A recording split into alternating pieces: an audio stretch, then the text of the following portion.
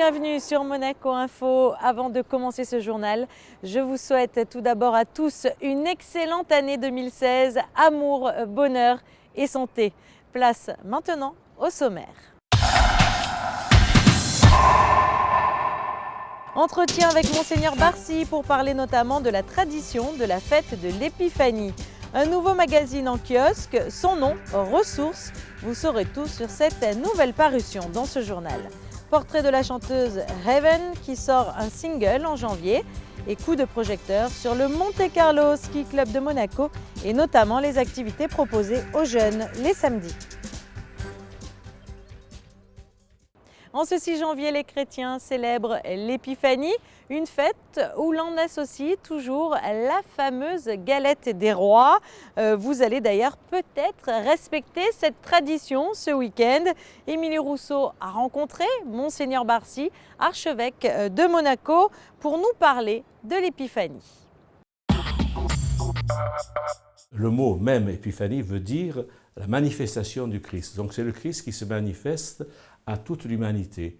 À Noël, il s'est manifesté, disons, au peuple d'Israël, aux bergers de Bethléem, aux gens qui étaient là, et par la venue de ces mages d'Orient, il se manifeste à l'humanité entière, car le Christ Jésus est venu pour tous les hommes.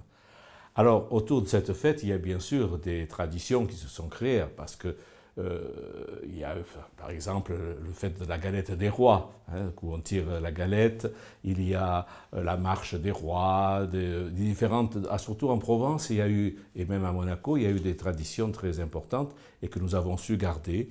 Et par exemple aussi, nous mettons le jour de l'Épiphanie, nous mettons dans la crèche les 3 mages.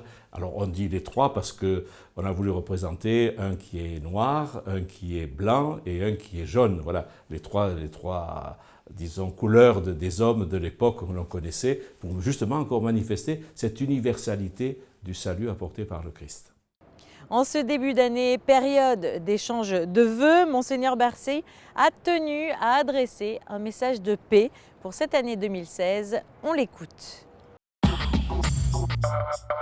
L'année 2015 qui s'est achevée, vraiment, s'est achevée dans des conditions difficiles pour le monde, et puis surtout en particulier pour le pays voisin, ce terrorisme, cette violence. Donc je souhaite, moi, que chacun de nous fasse un effort pour travailler à la paix et à la réconciliation. En plus, pour les chrétiens, c'est l'année du jubilé de la miséricorde, cette année où le pape François nous invite à vivre vraiment dans la tendresse, dans la réconciliation, dans un esprit de construction fraternelle. Donc chacun de nous, dans sa propre famille, là où il est, parce que la paix ne se construit pas, c'est pas que l'ONU qui fait la paix, c'est nous, là où nous sommes, dans nos propres familles, nous fassions un effort de paix. Il y a souvent des tensions dans les familles. Eh bien, si chacun de nous fait déjà un effort de réconciliation, je crois que nous aurons fait beaucoup pour faire avancer le monde. Un clin d'œil à présent à nos confrères du magazine de presse écrite Ressources. Il s'agit du magazine européen du développement durable. Patricia Navarro a rencontré son fondateur Stéphane Robinson. Nous l'écoutons. Je crois que tout est parti depuis ce fameux attentat de janvier de Charlie. Je crois que ça fait 25 ans que je fais ce métier de journaliste. Peut-être quelque part en moi il y a toujours eu l'idée d'un magazine, mais les attentats de Charlie ont été un déclencheur pour moi. Ça c'est la première chose d'un point de vue personnel. La deuxième chose, c'est que j'ai constaté que dans la région Côte d'Azur, il y a beaucoup de supports très intéressants qui concernent l'art de vivre, la culture, le luxe, le tourisme.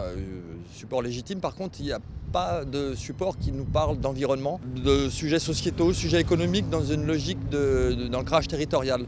C'est un petit peu à cette carence que j'ai voulu pallier en me disant qu'à cela ne tienne, je vais faire moi-même ce magazine. Je me suis entouré d'une équipe de 15 journalistes et photographes pour le faire.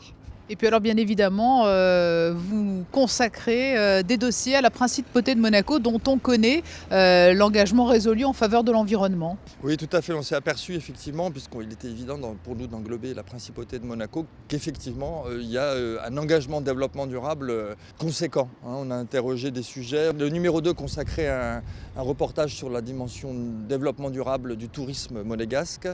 On a interrogé aussi le projet sur l'Anse du Portier. On revient, on sait qu'à partir On est début janvier, je ne sais pas s'il faut le dire, c'est trop tard, c'est dit. En tout cas, voilà, plus de sacs plastiques théoriquement sur la principauté. Voilà, on sait qu'il y a un engagement, il y a pléthore de sujets. Et il y a eu aussi un sujet sur la biodiversité dans le Mercantour, puisqu'en fait la fondation du Prince Albert soutient notamment l'inscription à l'UNESCO au patrimoine mondial le parc du Mercantour. Donc voilà, on sait que effectivement la principauté de Monaco, on y vient et on y revient. Voilà.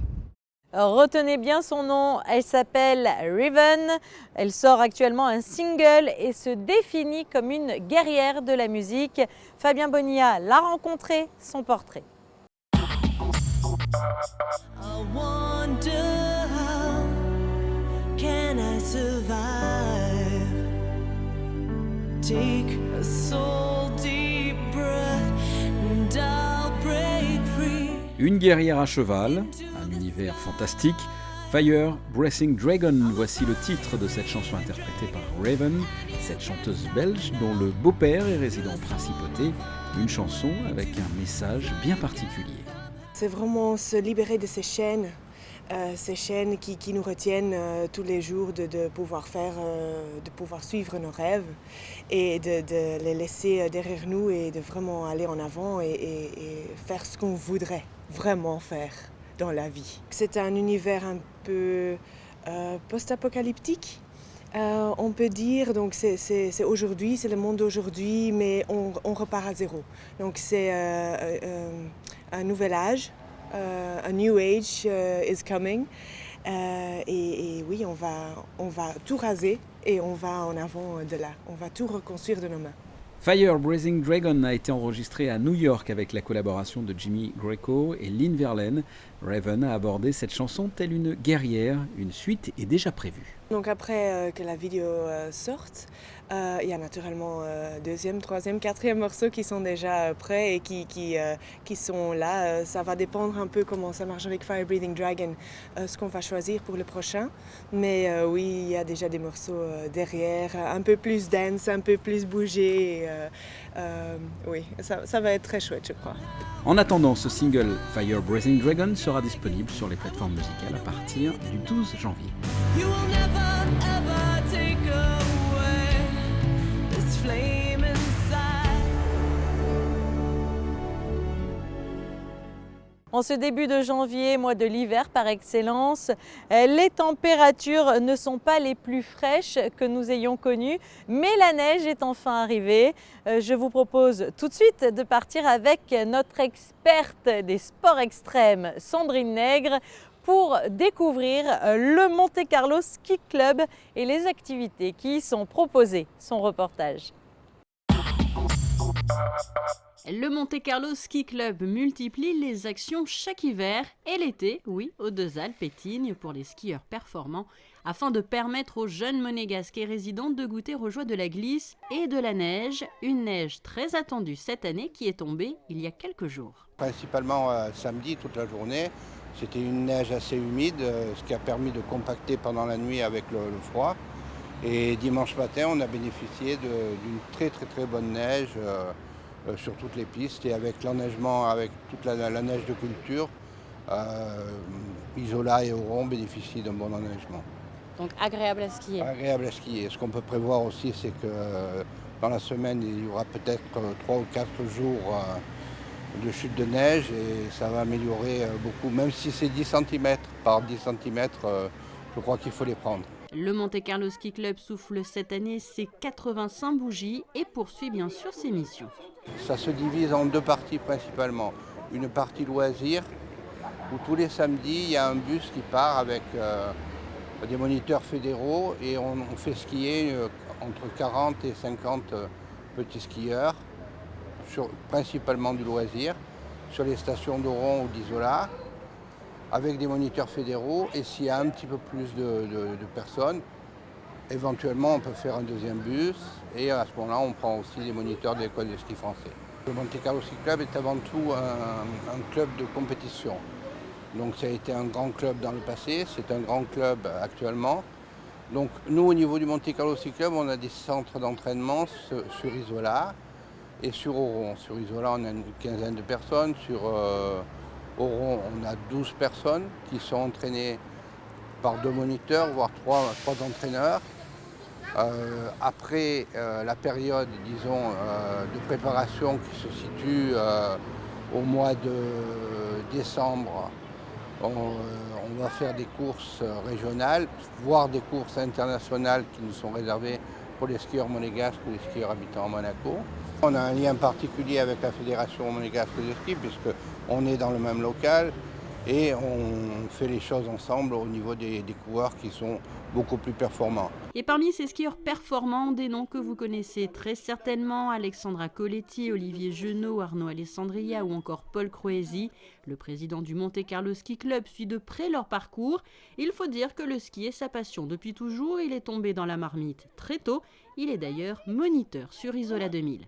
C'était à l'époque, c'était donc en 1960. Il y avait déjà le Monte Carlo Ski Club existait et avait des très très bonnes structures. Et j'ai suivi le même système d'entraînement qu'on a amélioré par la suite, bien entendu, pour faire des courses. Et j'ai couru un petit peu dans toutes les grandes stations et c'était vraiment un grand plaisir. Et vous avez commenté aussi sur TMC? Voilà, j'ai commenté le ski sur TMC avec Michel Danner, qui a malheureusement disparu. Avis donc pour finir aux parents qui souhaiteraient inscrire leurs enfants. Des réunions ont lieu au siège du Monte Carlo Ski Club, 28 quai Jean-Charles Ray à Fontvieille, les mardis et jeudis peu après 18h15. Alors Sandrine, allez-vous pouvoir skier ce week-end? Nous le saurons tout de suite en regardant la météo. Jeudi, le temps sera plutôt agréable pour la saison avec davantage de soleil que de nuages et des températures supérieures au normal. Elles oscilleront entre 11 et 16 degrés. Vendredi, le soleil sera par instants gêné par des passages nuageux, mais aucune dégradation n'est à prévoir. Des températures toujours stationnaires. Ce week-end, le ciel sera plus incertain, en grande partie nuageux, et le climat se rafraîchira enfin. Les averses feront également leur apparition, mais les passages pluvieux seront cependant de courte durée. Cette édition est à présent terminée. Merci de l'avoir suivi. Retrouvez dès à présent un magazine consacré au tournoi de golf Charity Stars présenté par Dominique Poulain. Au revoir.